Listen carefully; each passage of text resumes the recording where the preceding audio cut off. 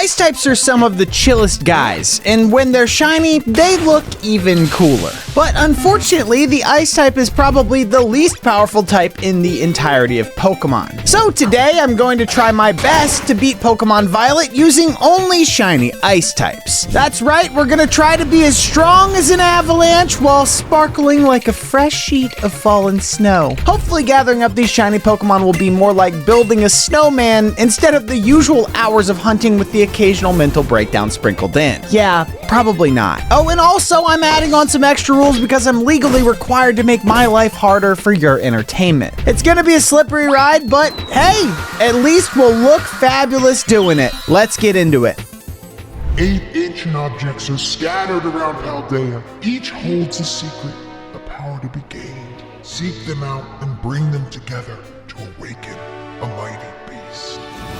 Whoa, that was a weird dream. Anyway, our run starts today in the usual way, getting through this tutorial as fast as possible so we can actually start catching some shiny friends. There's one thing that I did differently though, and that's getting my hands on an Alolan Sandshrew and a Ditto. This is so I can take advantage of something called the Masuda method to help me get a shiny Ice type faster so we can actually begin the challenge. But now that I think about it, while I was there, I probably should have gotten Nimona to take Sprigatito so my Ice attacks would be super effective against her ace. Maybe, but that would make things too easy, wouldn't it? Anyway, after breeding and hatching some eggs, I managed to get my hands on a shiny Alolan Sandshrew. This process was a breeze compared to the usual amount of time it takes running around looking for a random wild one, so I'm pretty happy to be able to just get started with the run. I named this very cool looking little guy Ice 9 and then took a second to admire his beauty. That extra blue stomach on the shiny variant suits the Ice type so much better than the default, and it's pretty awesome. And now that the challenge can finally begin, let's jump straight into the deep end and go for the first gym. I did level up Ice 9 to level 15, but it's still 1 against 3, so let's see how we do. First off, we have to beat Nimble, and thankfully Ice moves aren't the only attacks in our arsenal. We actually have the rock type move Rollout, and this lets us deal some super effective damage, beating the oversized grasshopper in just 2 hits. But Ice 9 took his fair share of damage too, ending up on just 20 HP when faced against Tarantula. This was a pretty scary situation to be in, but it was actually all going according to plan. If you don't know, Rollout actually locks you into the attack for 5 turns, and each turn that the attack is used, the damage gets doubled. So as the turns went on, I was only getting stronger. We just needed to not miss and hope that our rollout continued, and then we should be good to go to get out of this gym in 1 shot. And like clockwork, Ice 9 doesn't miss, and Tarantula and Teddiursa both get absolutely destroyed, getting bowled over in 1 hit each. Good job, Sandshrew, that is an amazing start. But we can't always be carried by rollout, so with the first gym badge in our hands, it was time to head out and get stronger. I started by spending way too long traveling all the way up to Area 1 of the North Province to get my hands on the move Snowscape, which is a move that sets the snow weather condition. When snow is active, Ice types have their defense boosted by 50%, and depending on abilities or items that my Pokemon are holding, it can give us a whole bunch of other benefits too. With that helpful TM, we moved on to see how we do against the first Titan. Now, I don't expect too much here, but I wanted to quickly see how we did in this battle so I know how much I need to power up before being able to beat this big crab. So I met up with the giant Cloth and started by using Rollout. And we beat Phase 1? And then we beat Phase 2 as well. Wow, okay, I did not think it would be that easy. I had so many plans to get so much stronger too. Well, I guess it's better to be over-prepared than under-prepared. And since we're apparently so strong, let's try to take on the second gym too while we're over here. After getting up to level, of course. Now, Brassius's team, being grass types, are actually weak to a whole bunch of things, including, conveniently, ice type attacks. But, well, we don't actually have any ice attacks, so Fury Cutter will have to do. It's okay, that's super effective too. And after 2 attacks, boom! Petlil is down. I use Fury Cutter again against Smoliv and, oh, there goes its health. And finally, we have Sudowoodo, who, you guessed it, gets cut up by our Fury. Beating Brassius so easily is so satisfying. But we can only go so far with just one Pokemon, and this is that limit. So it's time to catch our second Pokemon of the run, and boy, did this one ever take a while. This is more like the shiny hunting I'm used to. Riding around in circles through a grassy field looking for that super rare alternative color palette, and I love it. Sure, it can get tedious at times, but the satisfaction when I see a shiny Swinub! Okay, that's pretty good. Look at her! And now she's mine. This is a super nice Pokemon to have, as we now have dedicated ground type coverage. And her final evolution, Mamoswine, is no slouch. I name her Zero because there are 0 Mammoths left, and after leveling her up, decided it was time to try our hand against the next Titan, Bombardier. But what's this? While heading over there, I stumbled across this strange object that was emitting a yellow glow. It didn't look like it was of this land, but something was telling me to reach out and grab it. And as I pulled it from the ground, a flash of energy surged through my body as various numbers filled my vision, eventually settling on the number 7. That was weird. But there's no time to dwell on it. I've got a Titan to beat, and beat it we shall, since Rollout is once again super effective against our enemy. I approach the big stork with my tiny little Sandshrew, select Rollout, and miss. As I said, I select Rollout and there we go. There's the damage. We managed to keep this up all the way through Phase 1 and then continue using it during Phase 2. Unfortunately, since we don't get to heal at all, we only land one attack before having to swap to 0. But now, after all this time, we can finally use an ice attack in the form of Ice Shard. It's weird how we got this far into an ice-only challenge before actually using an ice attack. But that's what happens when you're 10 steps ahead of the competition. It's all part of my plan. And with the help of Knackley, the Sky Titan is no more. Not bad at all. But at this point, I was itching to get another Pokemon. One in particular, actually. One of the strongest Ice-type Pokemon that I know of, and actually one of the original 151. That's right, it's time to get Lapras. So I managed to get a normal Lapras and thought the best way to get a shiny Lapras would be to hatch one. That way I could explore and search for those weird ominous stakes while working on getting a new Pokemon simultaneously. Multitasking. So I did some breeding, got a bunch of eggs, and started wandering around while they hatched. And after a few minutes or so, I did manage to find another stake.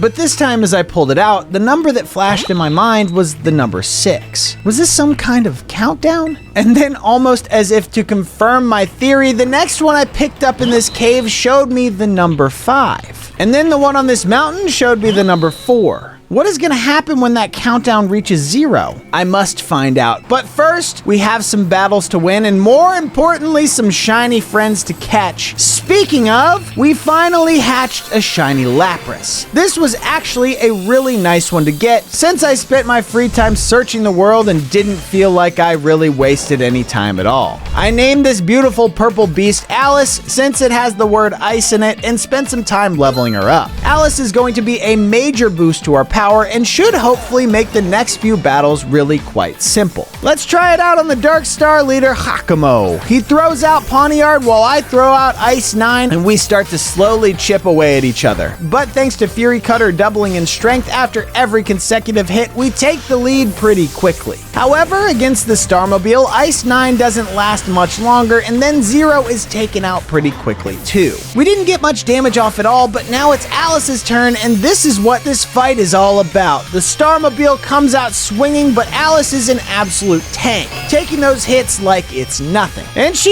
even hits like 1-2, water gun after water gun, and Hakamo is done. Though to be fair, if we didn't have a healing move, this would have ended very differently. But anyway, with that done, it was time for our second Nemona battle, and fortunately, this one went much better than our first, which I lost, by the way. But we all know these fights with Nemona are basically just warm-ups until we get to the final fight, so a win here doesn't mean much. At least it was easy. Next up on the list, we have Iona, and this one was a little scary. Her electric types are super effective against my tanky boy, so I had to rely on a quite frankly underpowered Sandshrew. Nevertheless, I wanted to give it a shot, and so I started the battle with Ice 9. Fortunately for us, we still have Rollout. After using this move, we managed to breeze past Wattrell, Bellybolt, and Luxio before Ice-9 takes a well-earned rest when faced with Miss Magus. Whew! Roll out the MVP of this run so far, huh? It's now that I bring out Alice, and surprisingly, Miss Magus's attacks don't actually do that much damage to us. And with the added help of putting Miss Magus to sleep, we managed to land 4 attacks and get the win pretty easily. But we're not out of the woods yet, because our next battle is going to be even harder. And that's because it's the Fire Star leader, Mela. Yes, fire against my ice types. This should go super well. At least we only need to beat 2 Pokemon. But before we get into it, the weather in this battle was acting really weird. I don't quite understand it myself, but basically it was raining and then Torkoal's drought activated, so the description said it was raining, but the strength of the move said it was sunny. To remedy this, I made it rain myself, but then later when it stopped raining, the effect of the rain still remained, so I don't know what was happening here. But anyway, I used Alice and Surf to destroy Torkoal in 2 hits, and then did the same against the Starmobile. Wait, that was it? Alice is just that strong? I guess she is a water type. Anyway, we've beaten the fire. Alright, next up is yet another battle, but this time it's another Titan. The Steel Titan. Orthworm, your time has come. And pretty quickly too, since Rain Dance makes my Surf attack do a ton of damage. 2 hits for the first phase and then 3 for the second phase. Alice didn't even break a sweat. But we've been fighting a lot recently. I think it's time we catch our next Pokemon. Now, there's actually a lot to choose from, but since our next opponent is going to be the Water Gym Leader Kofu, I thought my best choice right now is going to be Snover. So, I caught one, just a normal one, and then spent some time breeding and hatching for a shiny. And I don't know what happened here, but I was getting incredibly unlucky. Getting a shiny Snover to hatch took way longer than any other shiny Pokemon in recent runs. I didn't time it, but I did the math, and it was more than 3 times over the odds. It was time consuming and it was frustrating, but hopefully it was worth it. Because now we have Clover, the Snover. Oh yeah, and I found another stake while waiting too. I think there's only 3 to go now. But before that, it's time to put our new buddy to the test. And wow. Let me tell you, it was definitely worth it because this fight was close. Ice-9 just barely manages to beat out Veluza, but then goes down against Wugtrio. Clover then one-shots Wugtrio, but Crabominable comes out swinging, taking out Clover and Alice. Thankfully, we still had Zero, who managed to just about get the last hit in that we needed, and Kofu was done. Alright, things are getting pretty tricky now. So I think it's finally time to do something that I've been putting off a little, and that is to evolve some Pokemon. Starting off with Zero, who evolves into Piloswine. And wow! The Piloswine shiny is so much better than the Swinub shiny. That looks awesome, but we're not stopping at just one. I also want to finally evolve my Sandshrew. So after giving it an Ice Stone, we now have this incredible looking Sandslash. I mean, how cool is this little guy? Look at his claws and his spikes, so good. Ooh! And now we get to test them out against the Poison Star group. Surely with these power-ups we won't have any problems, right? Well, Atticus starts with Skuntank while I throw out my newly evolved Ice-9. With a couple dig attacks, Skuntank goes down no problem. Great start! This fortune continues as just one more dig and Revavroom is out too. Once the snow stops falling, I swap to Clover to get it started up again and then swap back to Ice-9. Another dig gets us past Muck and we're onto the Starmobile already. But things really start going downhill quickly here. I swap out to Alice to tank some attacks, but the Starmobile is just too strong. First Alice falls, then Zero, and then Ice-9. I only have 1 Pokemon left now, but thanks to the combined efforts of the rest of my team, I only need to land 1 more attack. Thankfully, Clover still has Ice Shard, so 1 more turn and we just about get the win here. That was a lot closer than it should have been. That Starmobile is always a complete doozy. But with that done, we can now get even stronger before we take on the next gym. I wanted to evolve Piloswine into her final form, but while doing that, I stumbled across another stake. Only 2 left to go now. We're getting close. And after teaching Ancient Power to Zero and then leveling her up, we now have the biggest, bestest mammoth around. We have a Mamoswine. Isn't she a beaut? let's hope she can help me beat Larry. And, I mean, yeah, she does. It was definitely a team effort, with Alice and Ice 9 taking out Kamala and dealing the majority of the damage to Dunsparce, but Zero really came through when fighting Staraptor. Despite the terastallization, Zero caused a lot of damage with Earthquake, allowing Clover to come in for an easy cleanup. And another badge gained means we can level up our party a whole bunch. And you know what? Let's just get another Pokemon too, shall we? Now I know this isn't the best shiny in the world, but since it has complete immunity to fighting attacks, I think getting Frostlass is practically necessary in this run. And it took a while, but hey, that's just how these things go. I'm used to it by now. So I named her Lotus, as that's what's offered to the god Shiva for salvation. Get it? And I spent some time leveling her and the rest of my party up so we can take on Rhyme. And a very cool thing that happened while leveling is Clover the Snowbird evolved into Clover the Abomasnow. That doesn't really roll off the tongue as well, does it? Clomasnow? No, we'll stick with Clover. But hey, look how cool it looks. It's got those icy palms. Very nice. Okay, it's Rhyme time, and I wish I could say she gave me a challenge, but it's quite rare for me to struggle against Rhyme, especially with how my party is now. Clover is nice and tanky, Lotus does a ton of damage, and Rhyme's team is, well, let's just say they're non-existent now. Yeah, it really was that easy. And these trivial battles continue for a little while. First against the Ground Titan, which, again, I never really struggle with, and we managed to pretty much solo with Alice. And I totally didn't accidentally get Scoville caught up in my surf or anything. Sorry, Arvin. But then we also had a pretty painless battle against Tulip. Clover very easily beat Farigiraf thanks to the falling snow and a big wood hammer. Then Lotus and Ice 9 teamed up to take down Gardevoir and his Pathra. And finally, Ice 9 toughs out one more fight to get us the win. Ice 9, my beloved. With Tulip beat, it was time to head to the final gym for a bit of a weird battle against Grusha. But before we get there, look at what I found. I pull the stake from the ground and... one.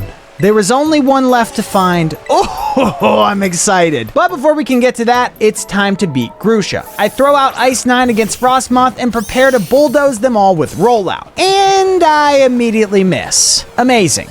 Okay, I tried again and boom, there's the damage. And of course, this move only gets more powerful as we continue, so my plan was to just use it as long as possible. Things don't always go to plan, however, as once Frostmoth is down, we miss again against Beartic. Literally, how do you miss this thing? Look at the size of him! Well, Ice 9 goes down here, but that just lets me bring out Clover, and this is where things get a little awkward. Clover makes it snow when she arrives on the field, which, of course, actually boosts Grusha's Pokemon as much as it does mine. I guess it's fine since we just even out again, but it's still weird. Anyway, at this point, this battle just becomes a presentation of attacks going back and forth as we very slowly whittle each other down. Though saying that, Alice and her Surf did manage to hold out for a long time and get through a couple of Grusha's Pokemon.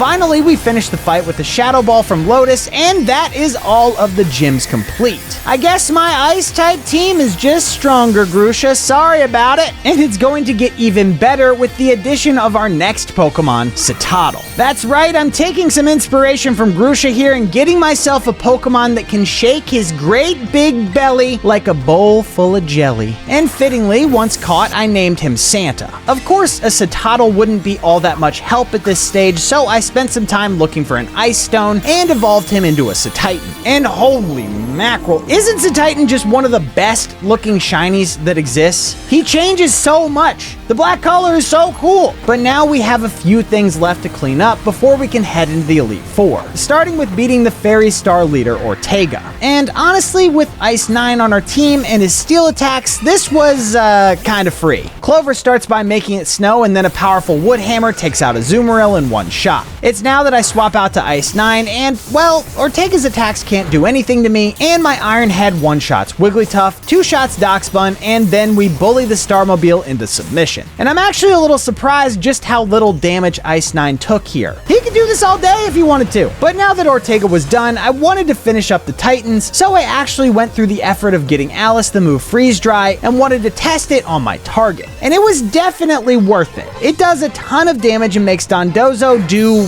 this, which is pretty funny. right? Of course, after Dondozo, we have to beat Tatsugiri too, but that's also super easy with this new move. Alright, Titan's done. Let's finish up the Team Star groups with the fighting leader, Eri. Now this was a pretty scary battle since fighting is super effective against ice, but I had a plan. And that was to throw out Frostlass so Toxicroak doesn't use Brick Break and instead tries to use Sucker Punch over and over. But the thing with Sucker Punch is, it only works if I choose to attack as well. But if instead I just use Double Team 5 times, I can increase my evasiveness massively. You see what I'm getting at here? You can't beat what you can't hit, friend. God, I love the AI in this game. So yeah, this was basically just 5 turns of increasing my evasiveness, so I couldn't really be hit at all, and then destroying Eric with psychic attacks. And it was so close to a Lotus sweep, but in the final moments, the Starmobile connected with one final attack. But, of course, I still had 5 Pokemon left, so we win! And with Eri beaten, we can head into the big leagues and face the Elite Four. First up, we have Rika. But since Ice is super effective against ground, Rika's specialty, this was pretty much a free fight. I didn't lose a single Pokemon and even managed to freeze her strongest Pokemon right at the end. That's rough, Rika. Well, next up we have Poppy, and this was another that I was a little worried about. My team is weak to Steel types, so I would have to do some pretty clever plays here if I was gonna get the win. Or, you know, I could just overpower and one-shot all of her Pokemon. Yeah, let's try that. Zero is up first using Earthquake, and boom! Yeah, there goes Caparaja. I used Earthquake again against Magnezone, and we're already 2 ahead. Maybe this isn't gonna be as hard as I thought. But as I say that, there's not too much Zero can do here against Bronzong since it's levitating. So we have to lose our first Pokemon here. But then I can just bring out Clover to power up my ice attacks and go for some BM Sheer Colds. Unfortunately, my hubris backfires here and none of these Sheer Colds actually connect. So let's try Lotus. There we go. One single Shadow Ball and we take Bronzong out. Against Corviknight, I used Destiny Bond, which worked perfectly. And then against our final foe, I set up a Perish Song and stalled it out, and we finally got the win. I got a little bit stylish with that one, okay? I couldn't help myself. Alright, next we have Larry, and his flying Pokemon are weak to my ice attacks, so Larry kinda got destroyed. I only lost 2 Pokemon, not even close. And finally we have Hassel, the Dragon user, which, you guessed it, is weak to my ice attacks. Turns out ice is actually a really good type to have against the Elite Four, surprisingly. So yeah, this went pretty much exactly as you would expect. I started by making it snow, and then it was a bit of a steamroll. The only part that was a little scary was his Ace-Back Excalibur, but it wasn't really a problem at all. And with the Elite Four becoming the you just got beat for, it was finally time to take my place as the best trainer in Paldea. We just need to beat Gita. First up, we have Frostlass versus Espathra, but a Shadow Ball right off the bat makes quick work of Gita's starter. Next out is King Gambit, who takes out Lotus, but I just happened to use Destiny Bond, so bye King Gambit! Next we have Clover up against Go-Goat, and Go-Goat is a grass type, so this is really quite easy for me. And then we have to face Avalugg, which is quite fun. We get to take out an ice type from the best ice type trainer to cement our place as the true best ice type trainer. It does take a swap out to Ice 9 and then to Santa, but they do get the job done, and now we're faced with Veluza. Unfortunately, I don't really have anything good to use against Veluza with Santa, so I just do as much damage as I can before bringing out Alice. And it's now that I realize this is actually pretty close. Alice quickly finishes off Veluza, and we're on to the final foe. But I only have 2 Pokemon left, and Glamora can be a pain. Whew. Okay, big breath in, big breath out. We got this. Glamora attacks first with a Sludge Wave, dealing a decent amount of damage, but not enough to take Alice out. I return with Perish Song, which guarantees us a victory as long as we can just last 3 more turns. Glamora attacks again, but this time does some insane damage and Alice goes down. Oh god. How is this so close? We just have to survive for 2 more turns, but I only have 0 left. This is not good. Glamora attacks again with Terra Blast, and oh my god, we just about held on. We cannot survive another hit from that, so we have to finish this now. I use Ice Fang, and it barely does anything. But Glamora froze! Oh my god, that's insane! That is so clutch. Glamora cannot hit again. The Perish count drops to 0, Zero, and we have done it. Wow, what a dramatic finish. Whew.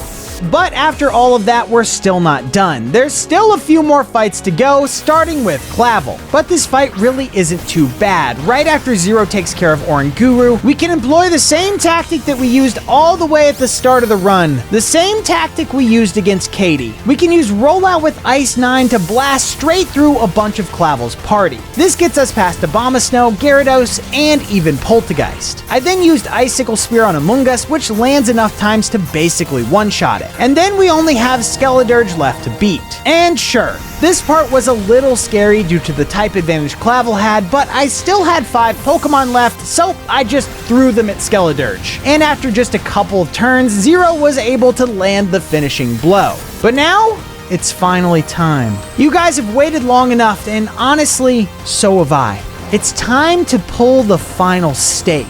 I travel west, through the valleys, over the mountains, and through the plains until I see that glorious golden glow. I grip the stake with both hands, I pull, and a mysterious cry. Well, we gotta go check that out, right? I quickly rush to the source of the sound, only to be greeted by this strange symbol on the wall. I place my palm on it, causing the whole ground to shake beneath my feet. The sigil flashes open, and inside I find Chien-Pao? The legendary ice type that will undoubtedly be an insane power-up once we catch it. And I know, you're saying, okay, well, actually Chien-Pao is shiny locked. But what we were able to do, special for this run, is to force Chien-Pao to actually be shiny because shiny locks are dumb. So, we head into the battle, and of course, forcing the shiny worked. It's beautiful. Look at it. Oh, I named this beast Sigma because he is the pinnacle of ice types, and with Chien-Pao in our possession, our ultimate shiny ice team is complete. Look at them. Absolutely magnificent. And got ready to take on Arven. Well, I guess it's more like embarrass Arven. With our new friend on the team, there was nothing Arven could do to stand up against our attacks. Sigma is just too powerful. This was an absolute sweep, and I didn't even take any damage. And this trend continues on into the battle against Penny. The evolutions put up a little more of a fight, but again, Sigma is far too strong. Umbreon gets taken out, followed by Flareon, then Leafeon, then Vaporeon. Well, I think you get the picture. Not even close. But now we have the final battle against Nemona. And the last 2 fights where I just swept everything may have led me into a false sense of security. I felt invincible, a feeling that wouldn't last much longer. So to start off, we have Sigma against Lycanroc, and things go pretty well at first. I fire off a quick Sacred Sword, and Lycanroc is down just like that. Nice and easy. Against Palmot, I swap to Lotus for that sweet, sweet fighting immunity, and then instantly swap out to Zero. And then Zero faints. Oops. Okay, well, I bring Sigma back out so I can use Icicle Crash, and boom, there goes Palmot. I try to use Sacred Sword to deal with Earthworm, but it's not quite enough. He returns with the Body Press, and oh, Sigma is down. That is not good. But I didn't come all this way to rely on a legendary, and I know the rest of my team is absolutely capable of getting us the win here. I bring out Alice to finish off the worm, and then she even beats Dunsparce too. For Goodra, a team up of Clover and Santa is enough, and then we have Nemona's ace. Quaquaval is a bit of a tricky one, but I wasn't too worried. I knew my team could do it. A double edge from Santa, followed by a freeze dry from Alice, and we've done it. We've beaten Nemona for the last time and proven once and for all that we are the best of the best. And now, we must save the world. It's time to take on AI Turo. First out, we have Sigma against Iron Moth. A pretty scary one since it's fire type, but as long as we can take it out fast, it shouldn't be a problem. I choose to hit with Psychic Fangs, and yes, a quick one-hit KO. Perfect. Next up, we have Iron Hands, so I choose to bring out Lotus because, of course I do. That fighting immunity is way too good here. Unfortunately, this machine